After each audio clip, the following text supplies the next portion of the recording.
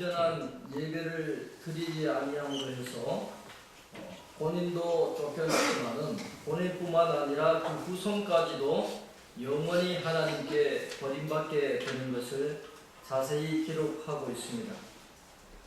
오늘 본문 16절에 가인이 여호와 앞을 떠나서 에덴 동쪽 노 땅에 거주하더니 그렇게 말씀을 하고 있습니다. 여호와 앞을 떠나서라는 이 말은 스스로 하나님과 멀어지려고 하는 의사가 강했다라는 것을 시사해 주고 있습니다. 그가 하나님께 나와 회개했다든지 하나님께 매어 달렸다든지 은혜를 간구했다든지 그러지 않고 본인 스스로의 의지로 하나님을 떠났다라고 하는 말씀입니다.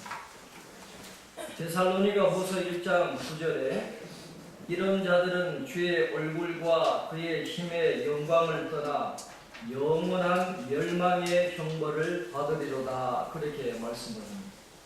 성경은 우리에게 끊임없이 말씀합니다. 하나님을 떠나면 영원히 망한다라는. 그렇게 스스로 하나님을 떠나서 가인이 정착한 곳이 노 땅인데, 이 노시라고 하는 이름은 유리함이라는 뜻이 있고 추방이라는 그런 뜻을 갖고 있습니다. 그 이름의 어원에는 슬픔과 고통이 담겨 있습니다. 하나님을 떠난 인간이 아무리 수고하고 애쓴다 해도 근원적인 슬픔과 고통을 해결할 수가 없다라는 것입니다. 하나님을 떠난 가인은 영원히 안식과 평강을 누리지 못했다라는 것을 우리에게 가르쳐 주고 있습니다. 하나님 앞에 범죄한 양심이 편히 쉴 곳은 이 세상 어디에도 없습니다. 가인이 노 땅에서 쌓은 성을 보면 방랑자의 슬픔과 고통을 잊기 위해서 그 성을 쌓은 것을 우리가 보게 됩니다. 왜냐하면 자신의 불행을 잊기 위해서는 끊임없이 이에 몰두하는 방법밖에는 없었기 때문입니다. 오늘 우리 주변에도 썩어 없어질 이 세상의 것을 위해서 애쓰고 수고하는 사람들이 얼마나 많이 있습니까? 그러나 성경은 그 모든 것들이 다 멸망할 것들이라고 우리에게 가르쳐 주고 있습니다. 요한계시록 18장 2절로 3절 말씀에 힘찬 음성으로 외쳐 이르되 무너졌도다 무너졌도다 큰 성 바벨론이요 귀신의 초소와 각종 더러운 영이 모이는 것과 각종 더럽고 가증한 새들이 모이는 곳이 되었도다. 그 음행의 진노의 포도주로 말미암아 만국이 무너졌으며 또 땅의 왕들이 그와 더불어 음행하였으며 땅의 상인들도 그 사치의 세력으로 치부하였도다 그렇게 말합니다. 하나님을 떠나서 본인들이 바벨론 성을 세고 아무리 성공을 해도 나중에 그것들은 다 멸망할 것들이라고 말씀을 합니다.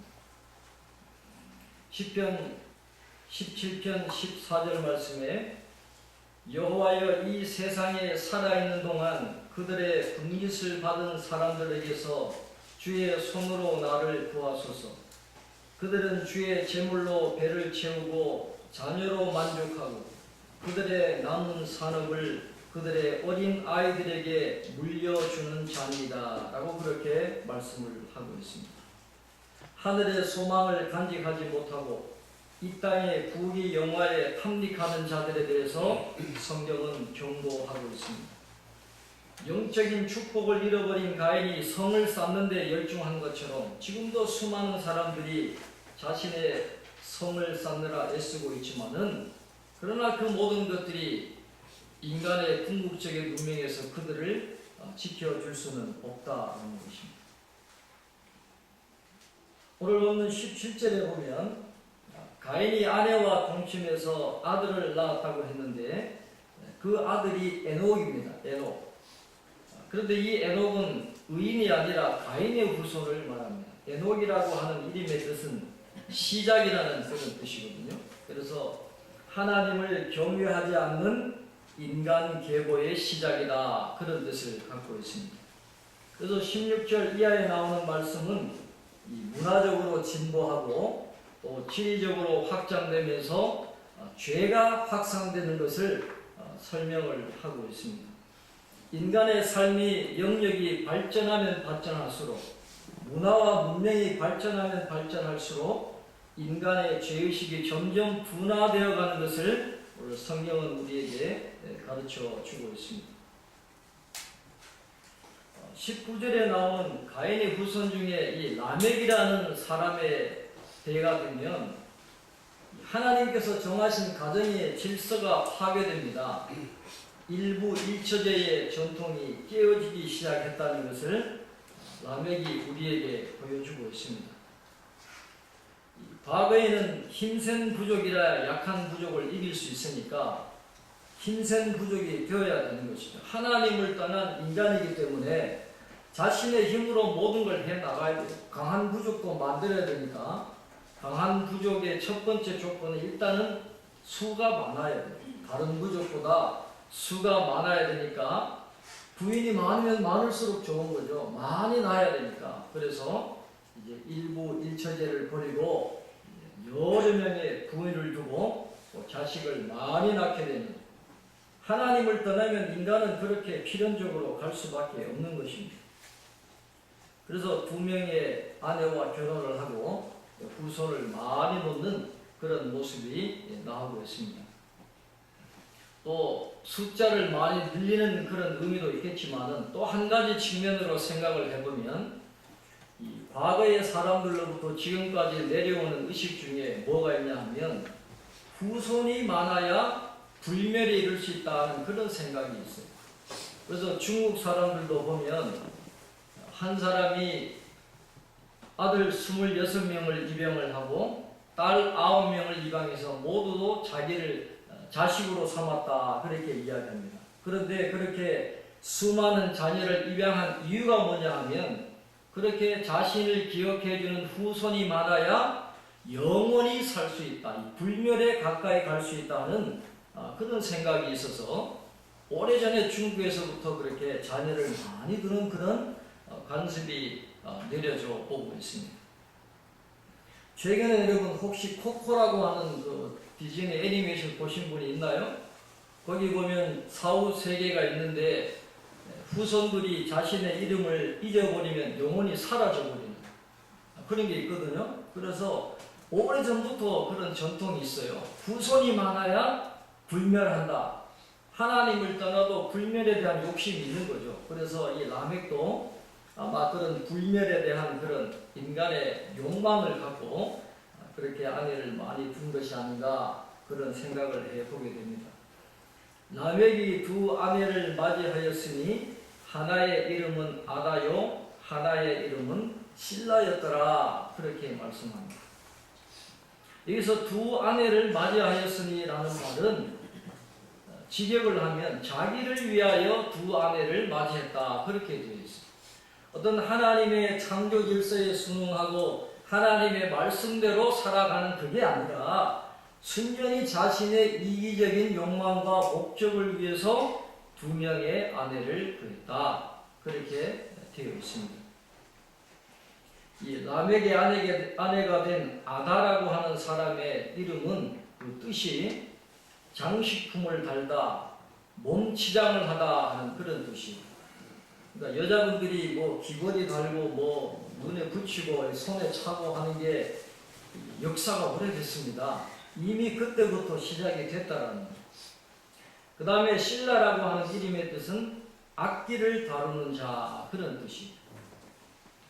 그래서 가인의 후손이 아내를 고르는 기준은 어떤 돕는 배필로서의 역할을 잘 하느냐 못하느냐 그게 아니고, 어떤 현숙함이 있느냐 없느냐 그게 아니라 단순히 예쁘냐, 단순히 나를 즐겁게 해주느냐, 이 부와 미모와 이런 외적인 조건이 아내를 고르는 기준이 되었다라고 성경은 말씀을 하고 있습니다. 이미 초창기부터, 인류 역사 초창기부터 내면의 아름다움을 기르기보다는 이렇게 외모를 가꾸는 것에만 신경을 쓰는 그런 사치스러운 여자들이 이미 존재하고 있었어요. 창세기 4장에서부터 이미 그런 분들이 존재하고 있었던 것을 성경은 가르쳐 주고 있습니다. 하나님을 떠난 세상 사람들이 잘 되고 돈이 많으면 뭘 하게 될까요? 좋은 일을 할까요? 아니, 돈 많으면 반드시 가는 길이 있어요. 쾌락으로 갑니다. 술과 여자를 찾고 도박을 찾고 마약을 찾고 더 큰 자극을 찾아다니다가 폐인이 되고 인생 망하는 사람들이 얼마나 많은지 몰라요. 하나님을 떠나면 다 그런 길로 갈 수밖에 없다는 것입니다. 가인의 후손들도 마찬가지. 후손도 많이 늘고 또 부유해지게 되니까 악과 음란을 향해서 달려가게 되는 것입니다. 돈이 있으니까 현숙한 여인을 찾아가는 게 아니라 패망의 길인 줄도 모르고 눈과 귀를 즐겁게 해주는 그런 여자들을 찾아서 가인의 후손이 쫓아가는 그런 모습을 보여주고 있는 것입니다. 자식들한테 여러분 좋은 것 물려주면 잘 될 것 같죠? 자식들한테 물려줄 게 많으면 여러분 고민을 많이 하셔야 돼요. 뭐 저 같은 사람이야 물려줄 게 없으니까 고민할 것도 없지만은 많은 것을 물려주려고 하면 여러분의 신앙과 가치관과 창조적이고 도전적인 정신을 같이 물려줘야지 돈만 물려주면 가인의 후손의 길로 갈 위험성이 그만큼 많아지게 된다는 것입니다. 그래서 우리는 성경을 잘 배워야 됩니다. 잘 이해하고 성경의 길로 가야 된다는 것을 우리가 기억을 해야 됩니다. 라멕이 부인들과 함께 결혼을 해서 낳은 자식들이 야발과 유발과 두발간이다 그렇게 말씀을 하죠. 야발은 가축을 치는 자의 조상이 되었다고 했는데 장막에 거주하면서 유목하는 그런 삶을 살아가는 조상이 되었다 그렇게 이야기하고 있습니다. 유발은 수금과 풍소를 잡는 모든 자의 조상이 되었고 또 두발가인은 구리와 쇠로 여러 가지 기구를 만드는 대장장이의 직업을 갖게 되었다 그렇게 말씀하죠. 또 두발가인의 누이의 이름은 나아마였는데 그 나아마의 이름의 뜻은 즐겁게 하다라는 뜻이에요. 즐겁게 하다. 그러니까 이 여성은 아내로서의 아름다움과 거룩함과 순결함과 진실함이 있어야 되고 어머니로서의 그런 영광스러움을 가져야 되는데 나아마는 즐겁게 하다라는 그런 이름의 뜻을 가졌으니까 성적인 즐거움을 주는데 더 관심이 많았다라는 거예요. 그래서 이 이름들을 쭉 유추해 보면 이미 가인의 후손 시대에 성적으로 얼마나 혼탁하고 얼마나 많이 타락했는가 하는 것을 우리가 쉽게 짐작을 해보게 되는 것입니다. 가인의 후손들이 이어지면서 가문이 형성이 되죠.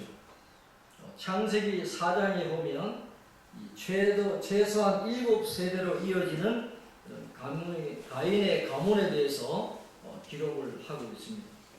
그러나 이 가문이 이어진다고 마냥 좋은 게 아닙니다. 오래 후손이 끊어지지 않고 이어진다고 해서 좋은 게 아니라 하나님이 인정하시는 의인의 가문이 되어지고 의인의 후손이 되어야지 악인의 가문이 되어서는 소용이 없다라는 것입니다. 요한복음 14장 22절 말씀에 보면 가룟인 아닌 유다가 이르되 주여 어찌하여 자기를 우리에게는 나타내시고 세상에는 아니하려 하시나이까 그렇게 말씀을 합니다. 가룟인 아닌 유다라고 그렇게 말씀을 하는데 이 사람은 예수님의 12제자 중에 한 사람인 다데오를 이야기하는 거예요. 다데오. 그래서 이 사람과 예수님을 배반한 가룟 유다는 분명히 구분해서 성경은 말씀을 합니다. 가룟인 아닌 유다와 가룟 유다를 성경은 확연하게 구분을 하고 있습니다.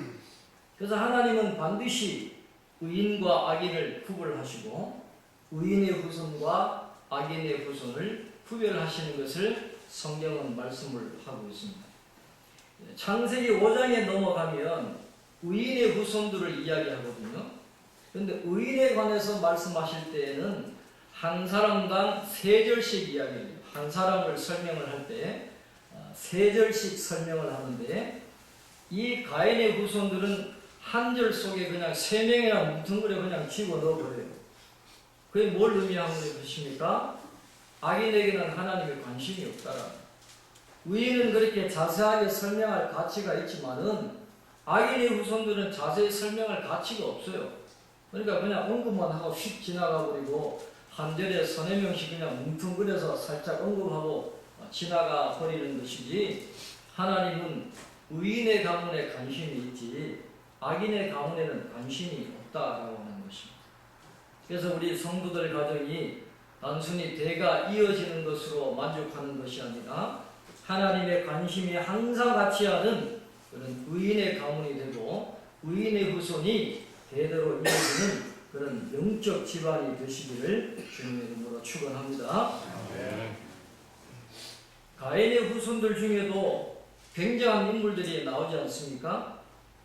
가축을 치는 자의 조상도 나오고 또 음악을 만들어낸 조상도 나오고 기계 문명을 찬란하게 만들어낸 그런 조상도 나오는데, 이 모든 사람이 아벨의 후손이 아니라 가인의 후손에서 나왔다는 것입니다.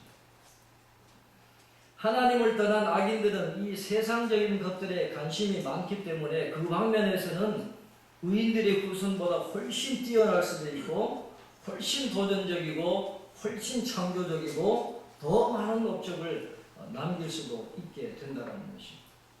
그러나 세상의 문명을 그렇게 화려하게 만들어 가지만은 정작 인간에게 가장 중요한 여호와를 아는 선한 지식에 대해서는 관심도 없고 그걸 얻으려고 하지도 않는다라는, 부자가 되고 큰 힘을 기르고 즐거운 인생을 사는 방법에 대해서는 누구보다도 잘 알고 있습니다.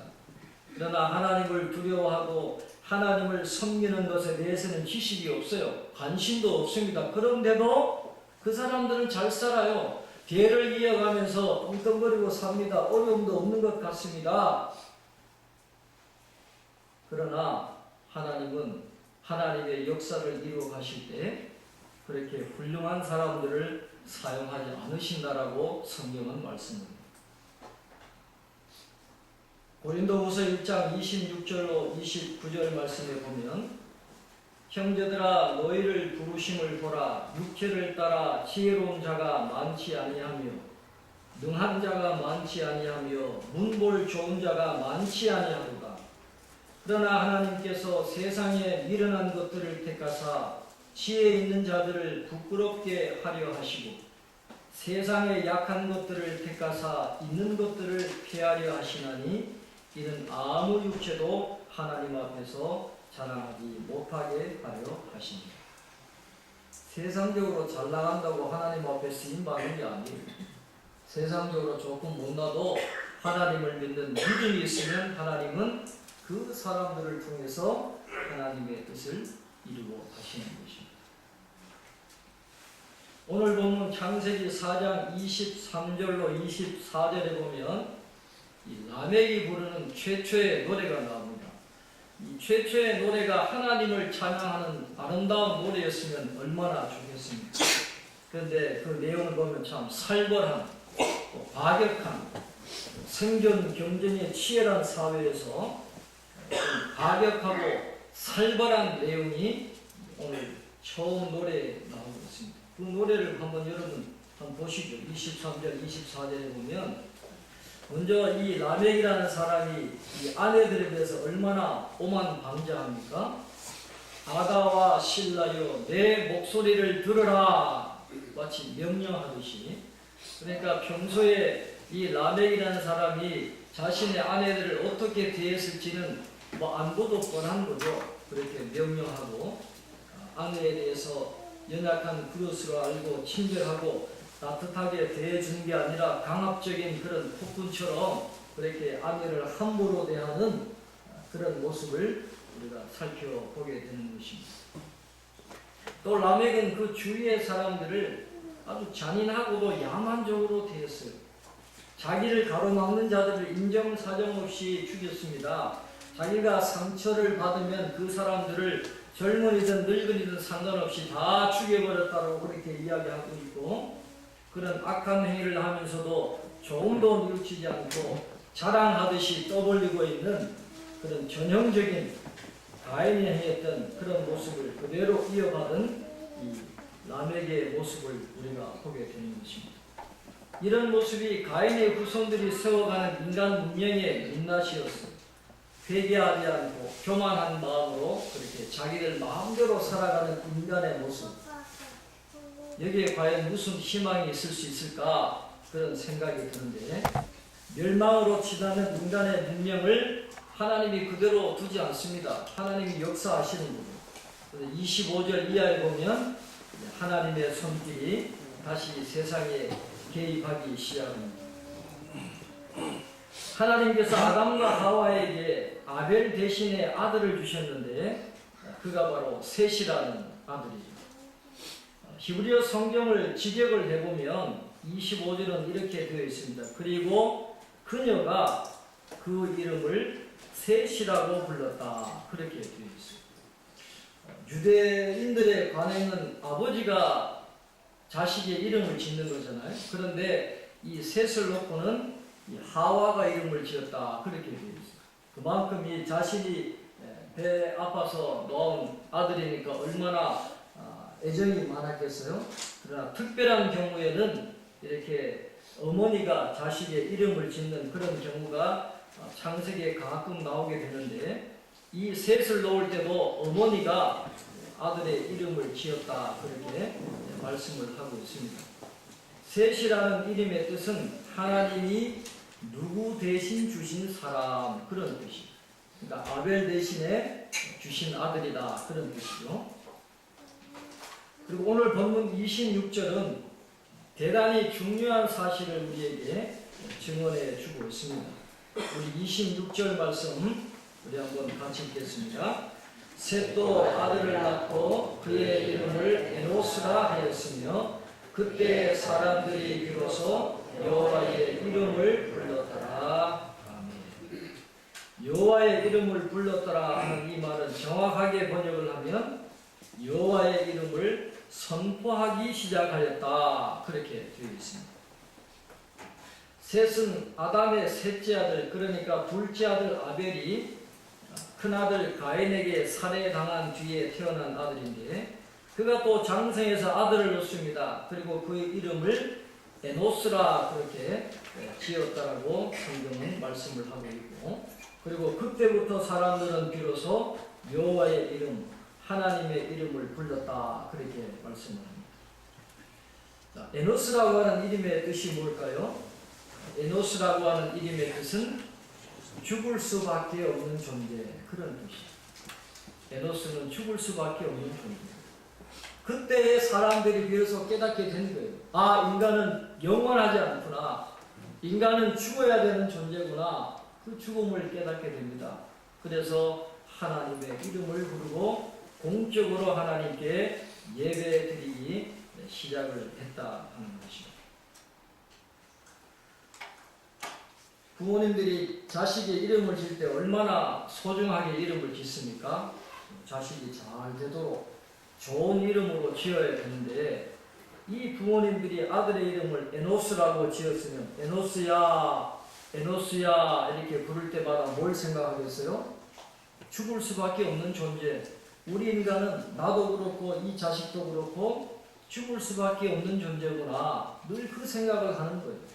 그래서 죽음을 생각하고 이 땅의 허무함을 생각하게 되는 것입니다. 그러니까 하나님을 바라보게 되는 겁니다. 하나님의 이름을 불렀다라는 말은 이례적으로 하나님의 이름을 한번 불러보았다, 그것을 의미하는 게 아니라 하나님을 자신의 생애의 주인으로 모시고 그분의 말씀대로 살기 시작했다. 그렇게 되어 있습니다. 죽을 날이 분명히 있다는 거죠. 남은 날이 얼마 되지 않는다는 걸 알기 때문에 인생이 소중한 거예요. 죽을 날이 다가온다는 걸 아니까 함부로 살지를 않는 거예요. 귀하게 여기고 하나님의 말씀을 기준으로 해서 하나님을 예배하는 그런 삶이 소중하다라고 깨닫고 이제 그런 삶을 살아가게 되었다 하는 것입니다. 죽음을 깨닫는 게 그만큼 중요합니다. 어떤 분이 죽을 사자를 설명해 놓은 것을 보았는데, 여러분 죽을 사자를 한번 생각해 보시죠. 한일자가 있죠. 한일자. 그 다음에 저녁 석자가 있고 이 비수 비자가 붙어 있는 게 이제 죽을 사자예요. 그러니까 이 말의 뜻은 죽음이란 뭐냐? 어느 날 밤에 비수처럼 불현듯 찾아오는 게 죽음이다 하는 거예요. 비수라고 하는 말은 날이 예리하고 짧은 칼이거든요. 여러분 이 무역지에 나온 고수들은 한 달에 비수가 오면 피할 수도 있죠. 능력이 있어서 피할 수도 있지만은 아무것도 보이지 않는 칠흑 같은 어두운 밤에 갑자기 날아오는 그 비수는 피할 길이 없다. 그래서 죽음이란 뭐냐? 인간이 피할 수 없는, 당연히 다가오는, 그러나 예상하지 못했을 때 불현듯 다가오는 것이 죽음이다 하는 것을 이야기를 하고 있습니다.